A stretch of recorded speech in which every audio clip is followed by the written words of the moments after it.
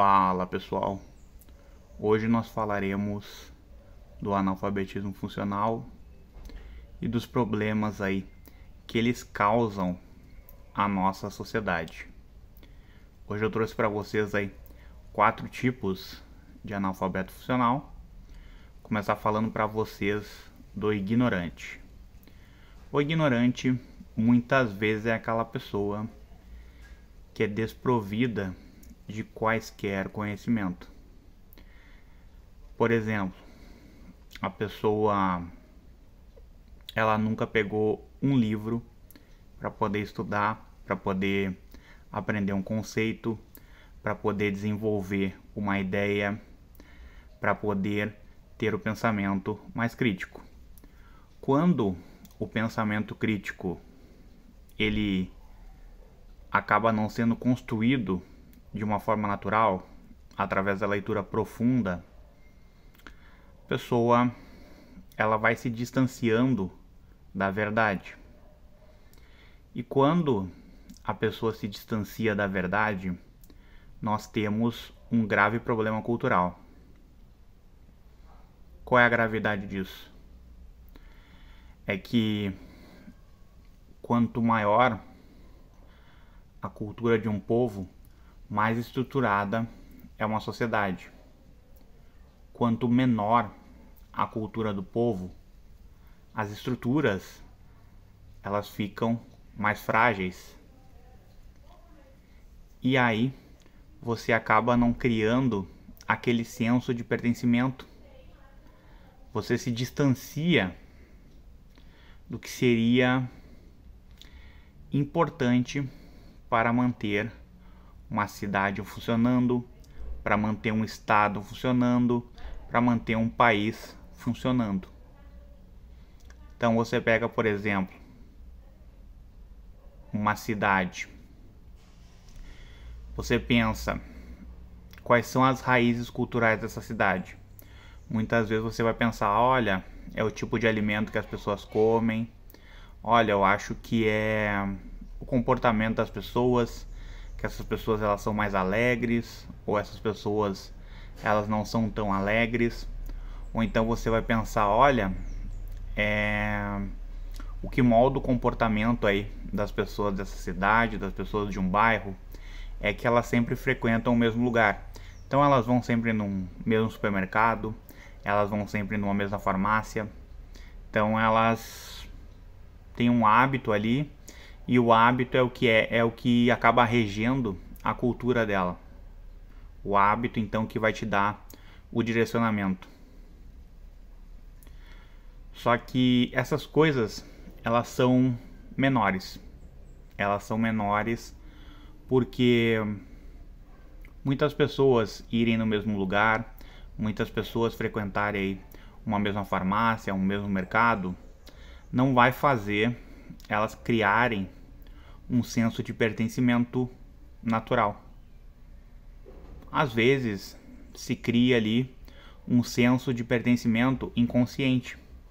Então, por exemplo, olha, eu sei que aquela pessoa lá frequenta uma tal coisa, eu sei que a outra pessoa frequenta um outro lugar, frequenta aquele lugar, e é uma coisa que eu simplesmente sei.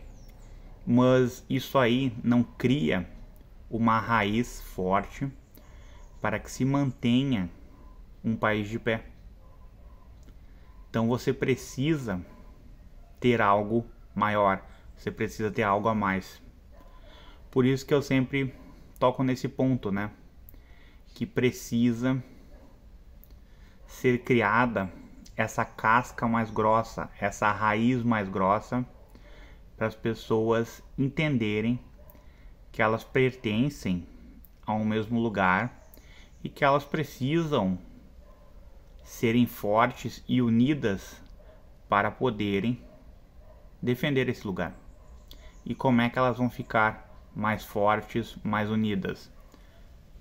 Através da leitura profunda, através do entendimento de coisas mais complexas, porque daí elas conseguem pensar as coisas de uma maneira mais complexa e conseguem resolver problemas complexos e conseguem entender qual é que é o papel delas naquele lugar, que muitas vezes a pessoa ela não compreende qual é o papel dela.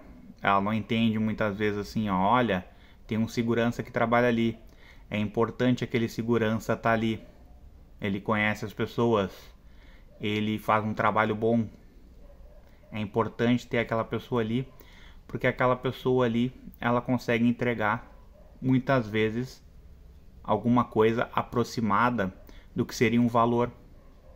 Então, às vezes o trabalho dela é feito de uma maneira assim tão única, tão diferente, tão especial, que isso aproxima ela de um valor, né?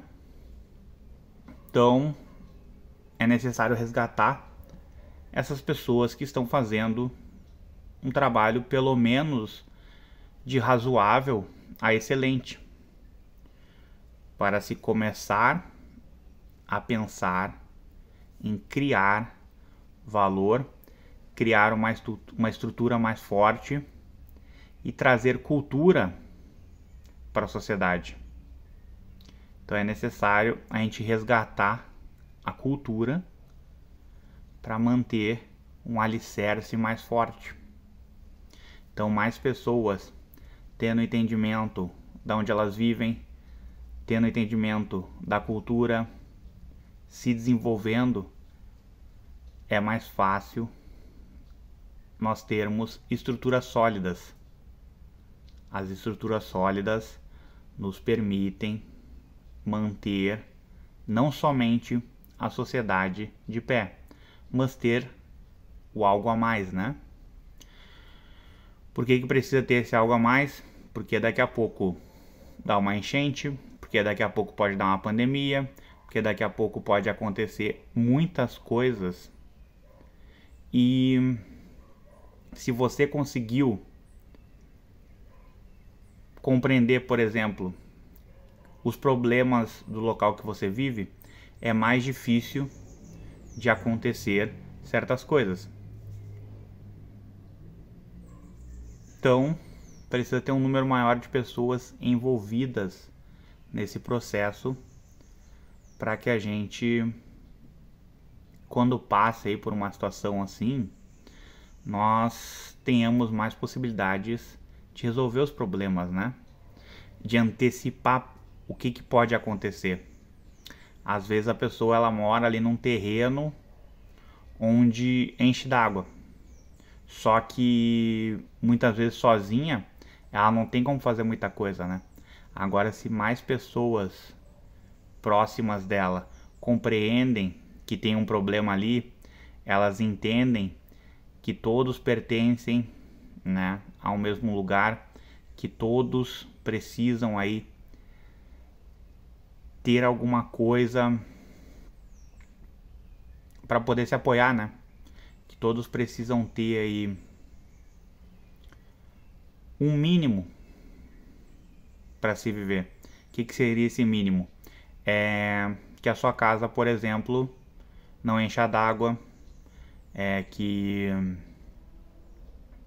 a rua que você mora tenha calçadas niveladas, é que a rua que você mora não tenha poste torto, não tenha poste apodrecido,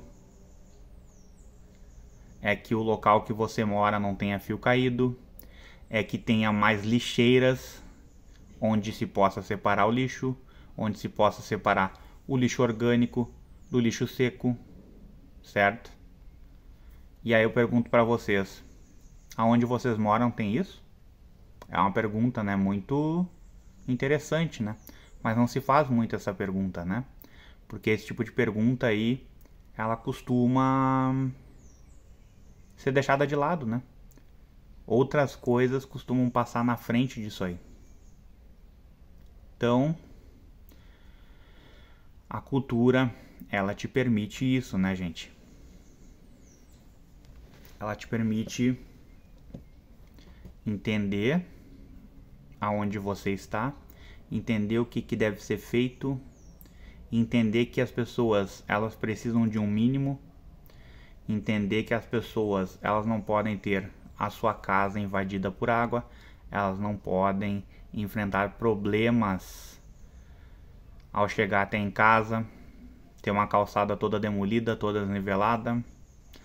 Elas não podem ter buraco na rua, que às vezes, dependendo do buraco, você pode estragar aí uma roda, você pode estragar um pneu, você pode estragar uma suspensão. Só que falar sobre isso é muito chato, né, gente? É muito chato porque você pensa o seguinte, o seu cérebro ele faz a seguinte aventura, né? Ele pensa assim, olha, mas esse aí é o mínimo, né? Só que se eu pensar sobre esse mínimo, eu falar sobre esse mínimo, eu não vou conseguir resolver esse mínimo. Só que o seu cérebro ele pensa assim, ele faz essa aventura justamente porque ele não gosta de gastar energia. Então ele não gosta que você pegue esse problema e desenvolva ele, né? Ele quer que você, por exemplo, deite numa rede, ele quer que você tire umas férias, ele quer que você muitas vezes tome um banho relaxante, mas ele não quer que você fique falando sobre essas coisas, né? Porque ele já criou um mecanismo de defesa onde ele não deixa a discussão fluir, né? Ele encerra essa discussão logo em seguida, porque a primeira coisa que vem na cabeça, não, mas se eu fazer uma reclamação, se eu pegar um telefone, se eu me comunicar com uma pessoa aqui ou lá, eu vou me desgastar muito. E aí o seu cérebro começa a pensar o seguinte, não, eu vou correr atrás aqui, eu vou fazer aqui, eu vou fazer aqui, e no final das contas eu só vou me incomodar. Então vocês conseguem entender isso? E aí a sociedade ela desmorona, né, gente? Ela desmorona justamente, né, por esse processo aí de uma certa ignorância, né? Uma certa ignorância que ela foi construída justamente pela falta de cultura. Então, o analfabetismo funcional, ele é um problema extremamente central e que ele não é falado. Se fala em corrupção, se fala nisso, se fala naquilo, e a corrupção, quando você entende o que é cultura, você percebe que ela é um problema periférico. Ela não é um problema central. O problema central é o analfabetismo funcional. E aqui eu estou falando para vocês o analfabetismo funcional, pegando um tópico, que é a ignorância. É uma ignorância que ela pretende afastar muitas coisas, né? Porque você quer permanecer num estado de conforto. Você não quer sujar as mãos, você não quer ir um pouquinho mais além para resolver não só os seus problemas, mas para resolver o problema de outras pessoas, né? Que outras pessoas às vezes se protegem do frio com papelão, né, gente? Forram a casa com papelão, forram a casa às vezes com algum tipo de papel mais grosso para se proteger, né, do frio. Então, às vezes você enfrenta a pandemia, depois você enfrenta enchente, depois você enfrenta um frio, um dos maiores frios aí que nós tivemos nos últimos anos. E as pessoas acabam não se mexendo como deveriam se mexer, né? E aí quando você fala tudo isso, o cérebro novamente vem com uma pergunta, né? E a pergunta que é feita para você é a seguinte: mas e você? Eu tô aqui falando do problema e eu tô aqui te mostrando onde é que tá o problema. Agora basta que se entenda, né, gente? O que você pode fazer hoje? que você pode fazer daqui a 5 anos? Vocês conseguem colocar isso no papel? Porque isso aí é um processo mais demorado para se fazer, né? Porque uma coisa é o trabalho, outra coisa é um trabalho com excelência e outra coisa é o legado.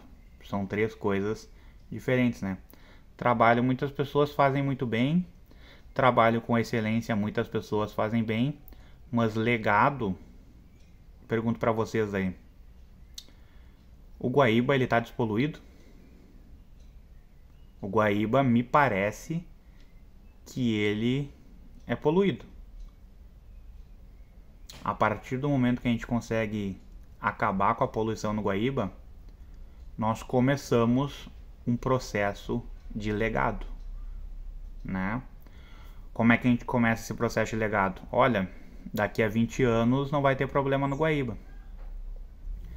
As próximas gerações que elas se desenvolvem, que elas aprendem, que elas entendem o que elas devem fazer, que elas trazem com elas novas alternativas para poder enfrentar os problemas da poluição do Guaíba, elas conseguem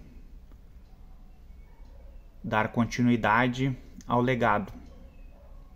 E hoje a gente não tem essa continuidade em muitas coisas aí que você possa pensar, né?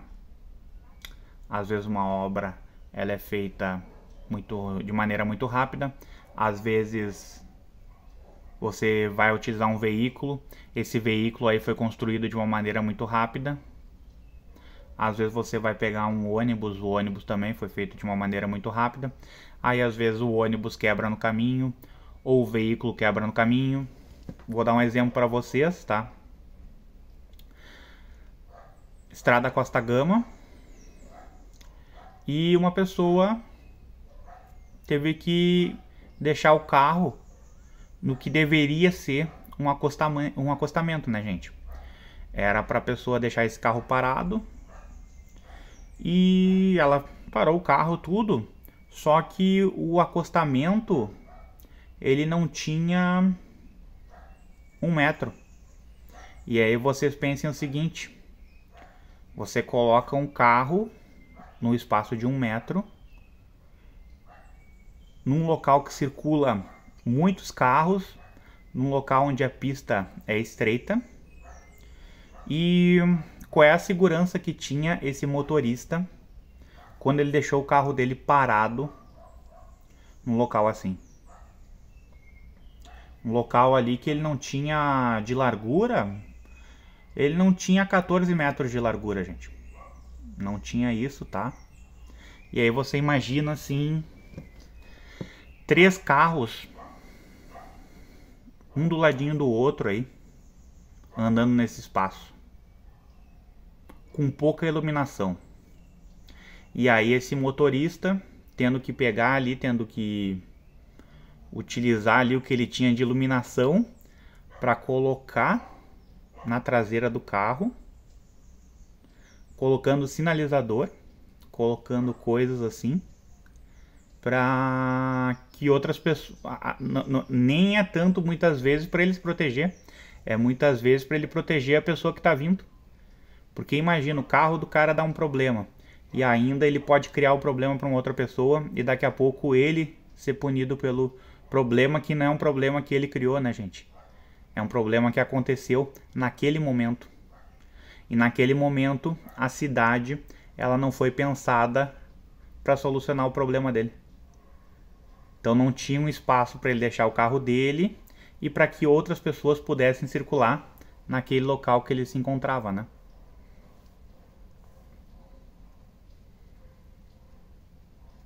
Por que acontecem essas coisas? Porque não tem legado. Fazer as coisas de maneira correta, renovar esses processos é ter um legado.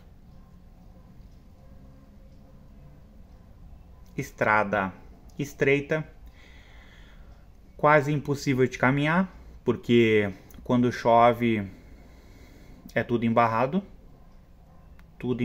é buraco, é placa do DEMAI.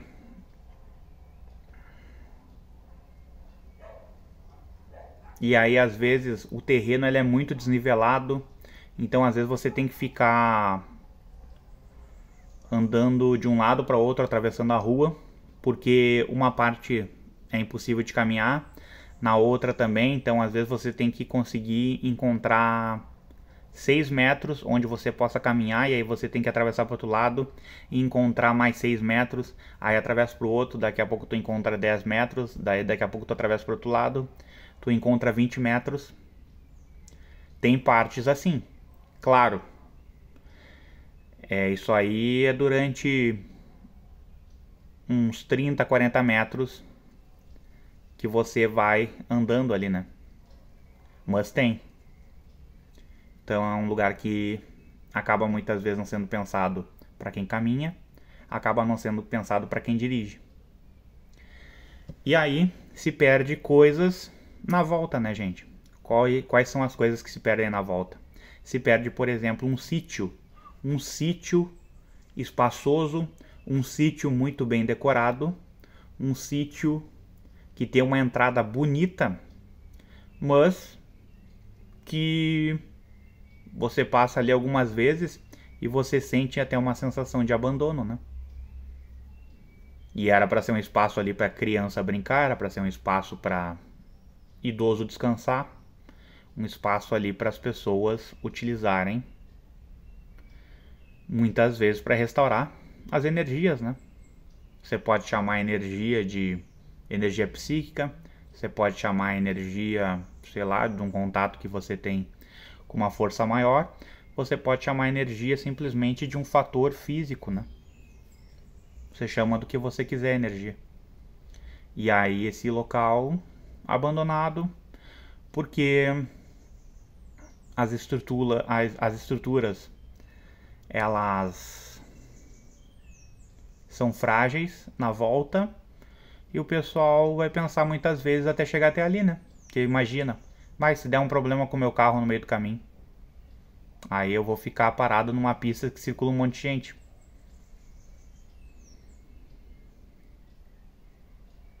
Aí é o sítio que é prejudicado, é a loja de conveniência. Às vezes você vai encontrar um pequeno mercado, às vezes você vai encontrar uma pequena mecânica, e essas coisas elas acabam sendo prejudicadas, né? E negócios sendo prejudicados, o que acontece? Pum! Dá um problema, dá uma pandemia, dá uma enchente, dá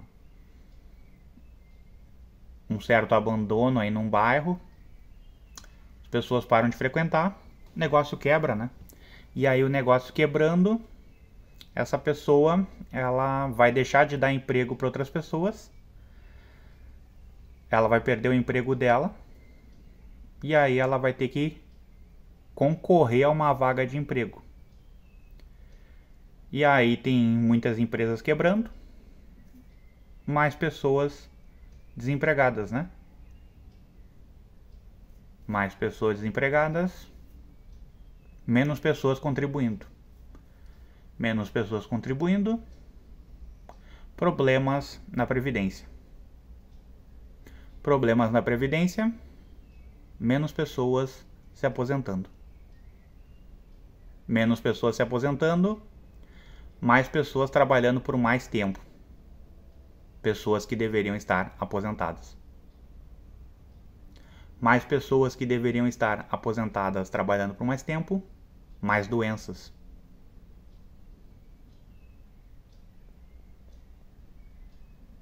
Pessoas que deveriam estar aposentadas trabalhando por mais tempo, tendo mais doenças, mais estresse na família. Mais estresse na família, mais pessoas na família tendo que trabalhar para resolver problemas de estresse. E aí começa a separar um dinheiro para fazer uma terapia, começa a separar um dinheiro para o remédio. Aí muitas vezes o médico te diz, olha, agora só jogando golfe. E aí? Aí você vai gastar aí uns 3, 4 mil reais para jogar golfe?